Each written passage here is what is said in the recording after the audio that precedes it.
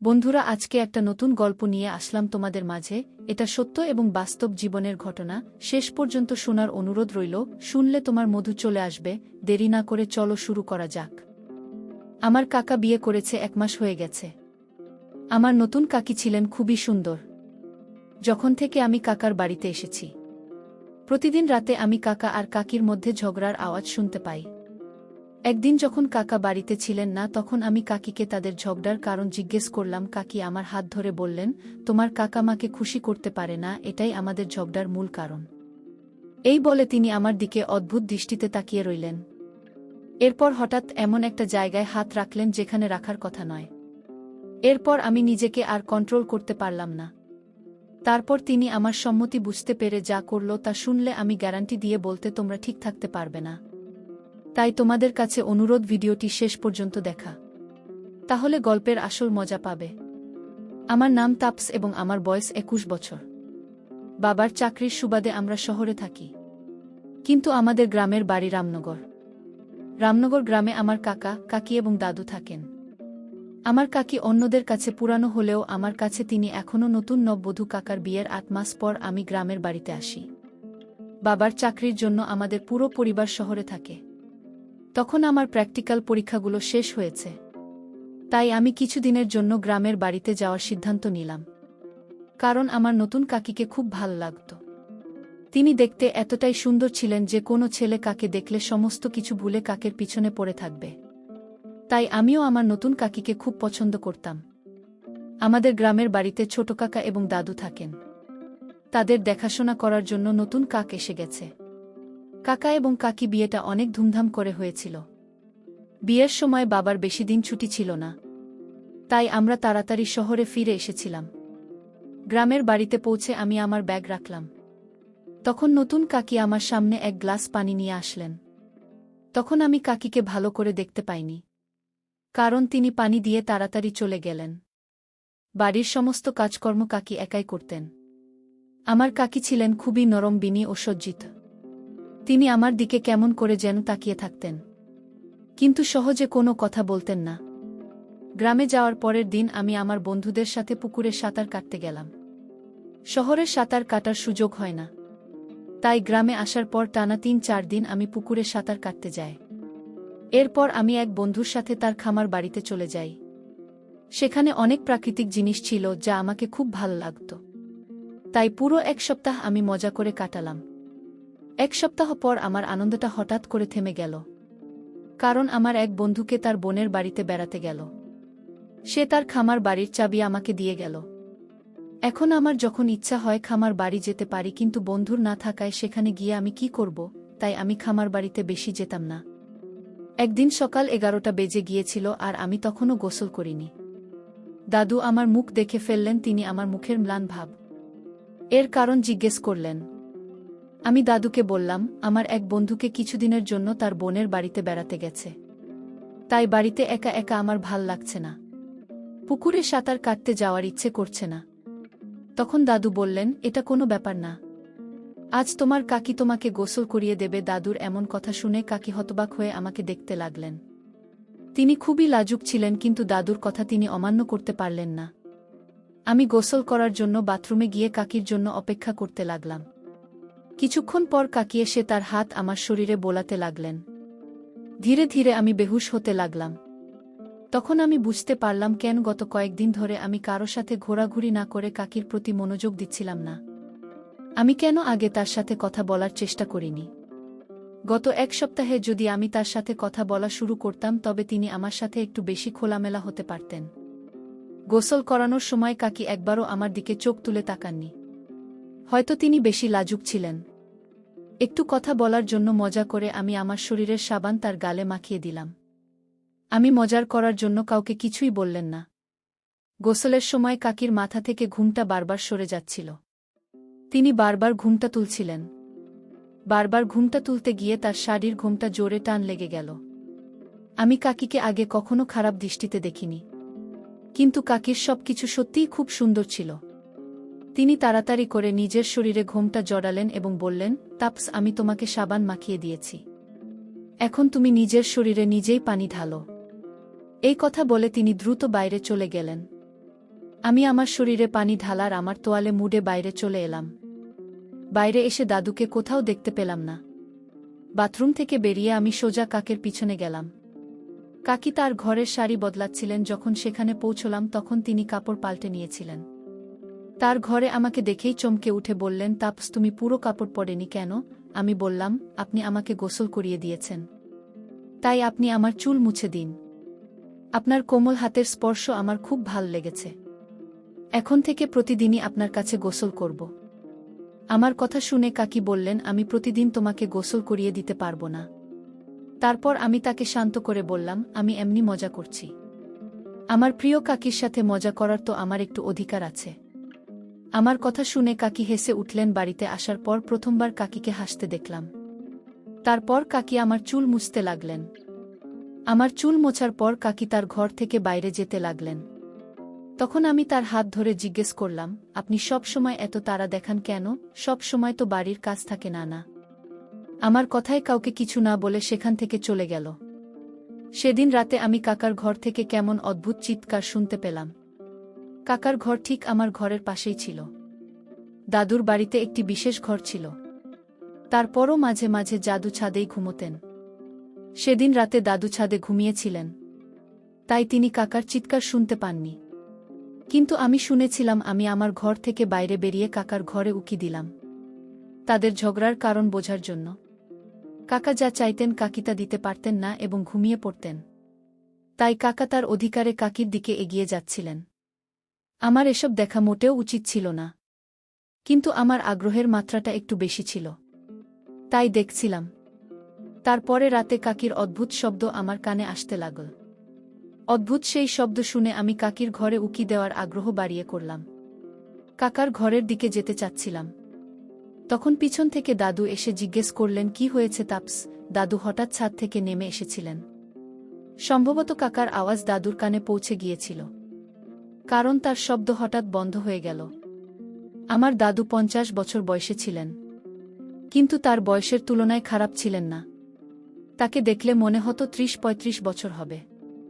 দাদুর কঠোর শব্দ শুনে আমি মাথা নিচু করে সোজা আমার ঘরে ফিরে গেলাম। পরের দিন সকালে নাস্তা করার সময় কাকা এবং কাকি মধ্যে ঝগড়া দেখা যাচ্ছিল।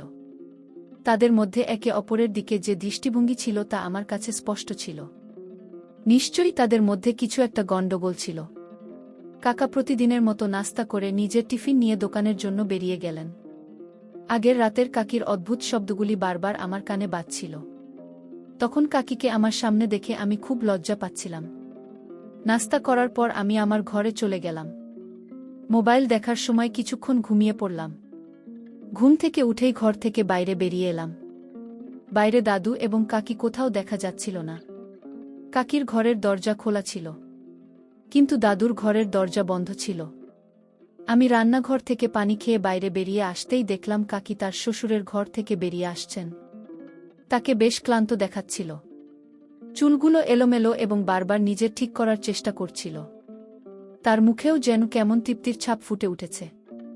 এমনটা দেখা যায় কাকে সুখের সাগরে ভাসছিলেন। আমাকে দেখে কি বললেন, তাপস, তুমি বসো, আমি তোমার খাবারের থালা নিয়ে আসছি।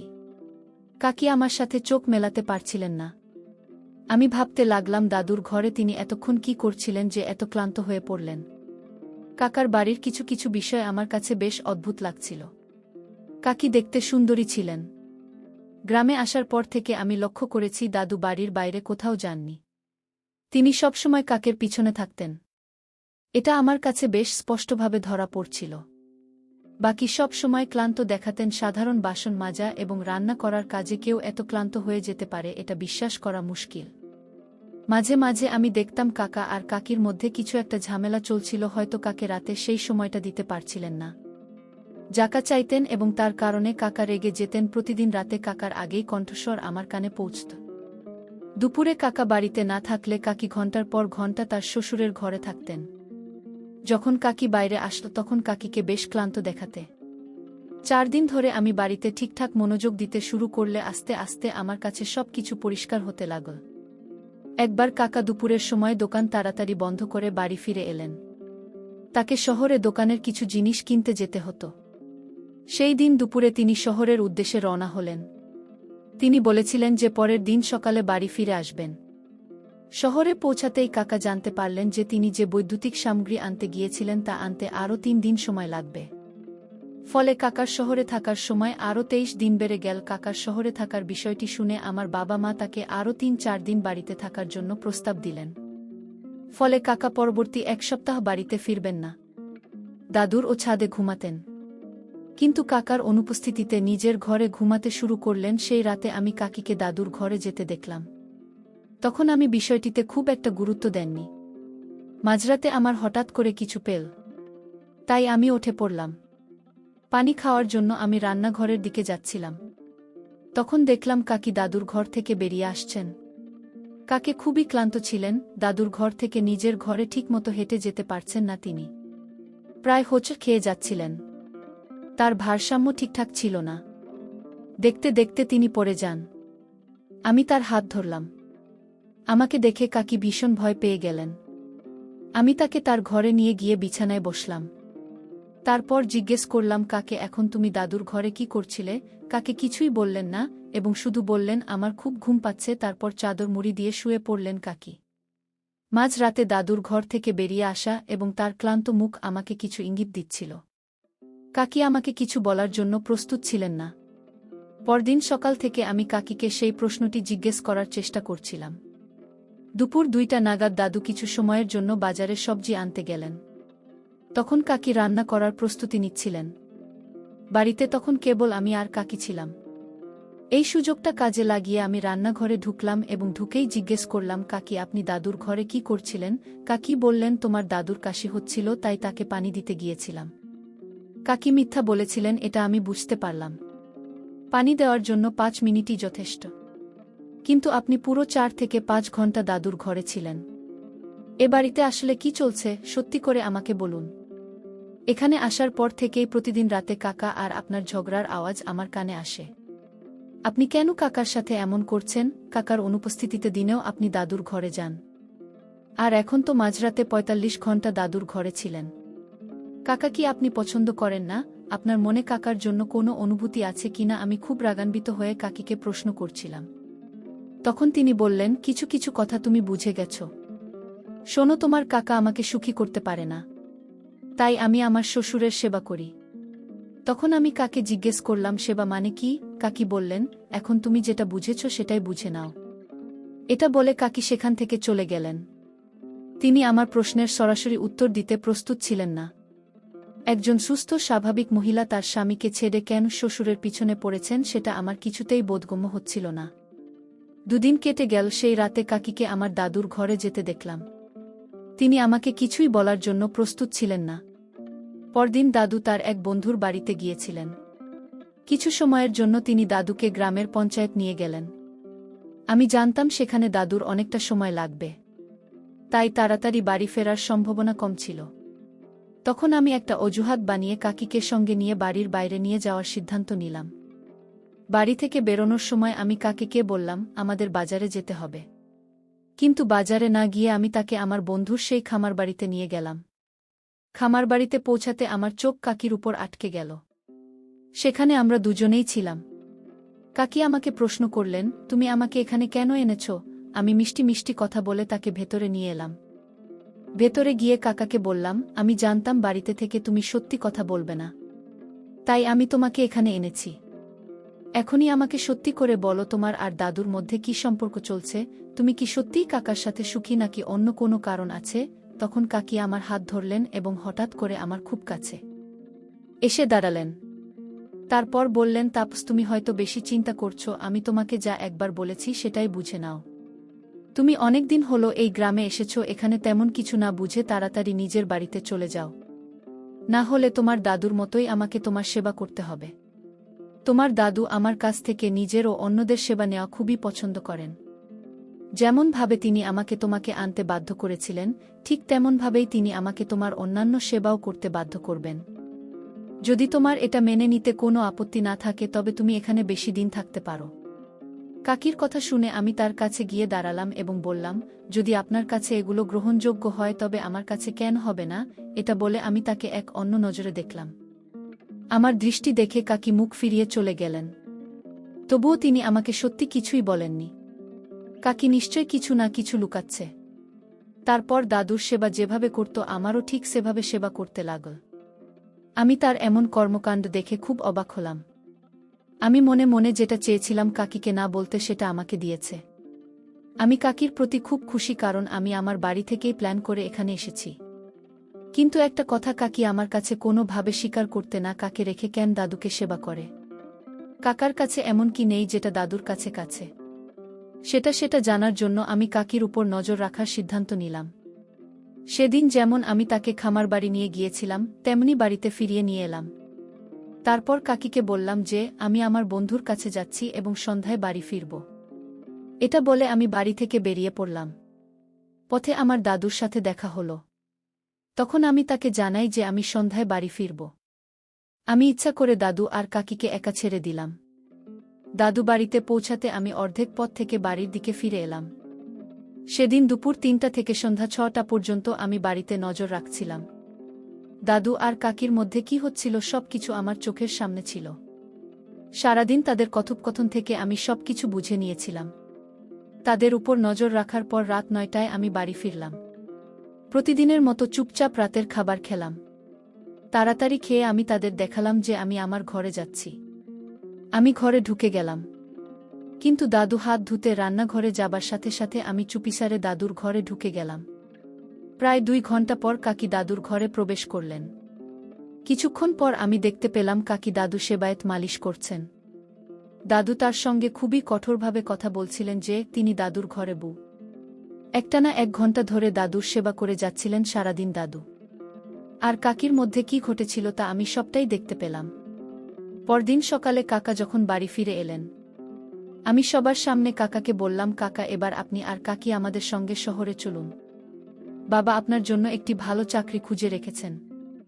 দাদু শহরে যাবেন না, কারণ তিনি তার গ্রামকে খুব ভালোবাসেন। কাকা শহরে চলে যাওয়ার জন্য রাজি হলেন। তার সম্মতি দেখে দাদু বললেন, সিরাজ তুমি আর সালমা কোথাও যাবে না। তোমরা চলে গেলে আমি এখানে একা কিভাবে থাকব? তখন আমি বললাম, দাদু কাকা কাকি এখানে থাকলেও আপনি তাদের সঠিক মর্যাদা দেন না। আপনি কাকির সঙ্গে নিজের ঘরের বউয়ের মতো আচরণ করেন। গতকাল সারাদিন আমি আপনাদের উপর নজর রেখেছিলাম। কাতার সেবা করার জন্য বিয়ে করেছে, আপনার সেবা করার জন্য বিয়ে করেননি।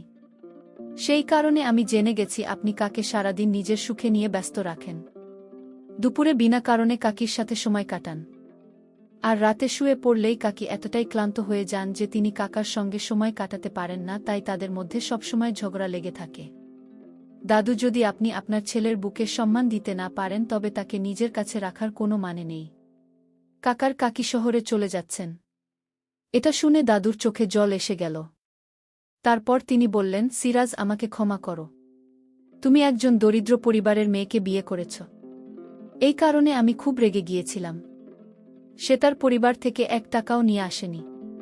তাই আমি তাকে নিজের সুখে ব্যবহার করে নিজের রাগ মেটাতে আমি ইচ্ছা করেই তাকে এ কাজে ব্যস্ত রাখতাম যাতে সে ক্লান্ত হয়ে রাতে তোমার সঙ্গে কিছু করতে না পারে। আর এভাবেই তোমাদের মধ্যে ঝগড়া লেগেই থাকে। এখন যখন তাপস তোমাদের শহরে নিয়ে যাওয়ার কথা বলছে তখনই বুঝতে পারছি তোমাদের কতটা মূল্য। বিশেষ করে সালমা, আমি হাতজোড় করে তোমাদের কাছে ক্ষমা চাইছি। আমাকে ক্ষমা করে দাও। তোমাদের ছাড়া আমি এখানে একা একা কিভাবে থাকব? তখন দাদু কাকা কাকির সামনে হাতজোড় করে ক্ষমা চাইলেন। কিন্তু আমার আর কাকির মাঝে সম্পর্কে ছিলাম, সেটা কেউ জানতে পারেনি। কাকা কাকি দাদুকে ক্ষমা করে দিলেন, কারণ দাদু তার ভুল বুঝতে পেরেছিলেন। দাদুর কাকার প্রতি অগাধ ভালোবাসা ছিল, তাই কাকি কখনোই তার বিরুদ্ধে অভিযোগ করতেন না। তিনি বাবা ছেলের মধ্যে দূরত্ব তৈরি করতে চাইতেন না। তাই তিনি দিনের পর দিন শ্বশুরের সুখে নিজের রাখতেন। তিনি ভাবতেন, আজ না হোক কাল দাদু তাকে বুঝতে পারবেন। এই আশা নিয়ে তিনি দিন কাটাচ্ছিলেন। কাকি তার শ্বশুরের ভুলগুলো থাকার জন্য নিজেকে আমার সামনে দুর্নাম করেছিলেন। কিন্তু দাদুর কোনো দোষ আমার কাছে প্রকাশ হতে দেননি। দাদু ছিল আমার মতোই, কাকিকে খুব পছন্দ করতেন। যখন আমি দাদুর আচরণের বাস্তবতা বুঝতে পারলাম তখনই কাকাকে ফোন করে সবকিছু জানালাম। কাকা আমার কথা মেনে নিলেন। আমার উদ্দেশ্য ছিল দাদুকে তার ভুলের কথা বুঝতে সাহায্য করা। সেই দিন থেকেই দাদু তার ছেলের বউকে যথাযোগ্য সম্মান দিতে শুরু করলেন। দাদুর চোখ খুলে গেল যে গরিব পারিবারিক দারিদ্র্য তার সৌন্দর্য বা উদার মনের সঙ্গে অন্য কিছুর সম্পর্ক নেই। তিনি বুঝতে পেরেছিলেন যে একজন মানুষের প্রকৃত সৌন্দর্য তার আচরণে, তার সম্পত্তিতে না। তাই কাউকে তার অর্থের ভিত্তিতে নয়, তার স্বভাব এবং আচরণ দেখে বিচার করা উচিত। বন্ধুরা, তোমাদের একটা কথা বলতে চাই, আমি তোমাদের সর্বদা হাসিখুশি রাখার জন্য খুব কষ্ট করে ভিডিও বানাই। তাই তোমাদের কাছে অনুরোধ থাকবে, অবশ্যই ভিডিওটি দেখে একটি লাইক করবেন এবং আমাদের চ্যানেলটি সাবস্ক্রাইব করে পাশে থাকবেন।